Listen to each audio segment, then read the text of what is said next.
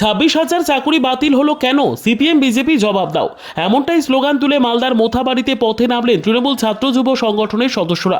কালিয়াচক 2 নম্বর block Trinamool ছাত্র পরিষদ ও block যুব তৃণমূলের পক্ষ থেকে যৌথভাবে এক ধিক্কার মিছিলের আয়োজন করা হলো মোথাবাড়ি এলাকায়।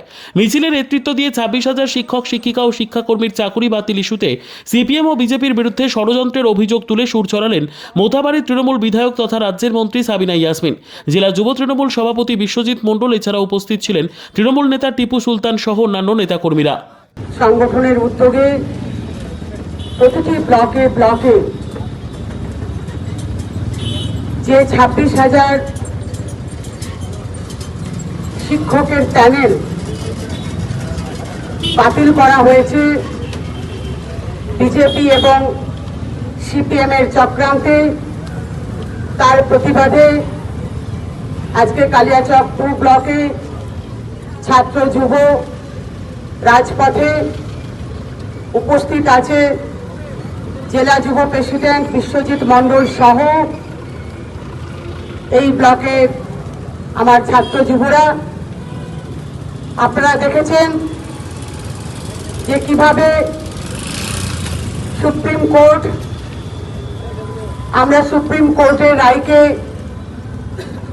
চ্যালেঞ্জ জানাতে পারি না বা সুপ্রিম কোর্টের প্রতি আমাদের আস্থা রয়েছে, কিন্তু যেভাবে বিজেপি সরকার আজকে বিচার ব্যবস্থাকে কাঠের পুতুল বানিয়ে নির্দিষ্ট কস ছাড়াই যোগ্য এবং অযোগ্য শিক্ষকদের আলাদা না করে অন্ধের মতো মমতা ব্যানার্জিকে অপদস্থ করতে হবে।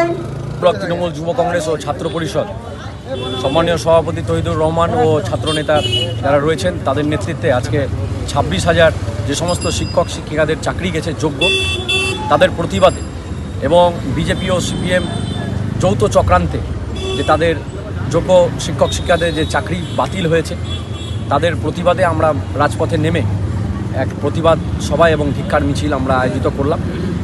এবং আজকে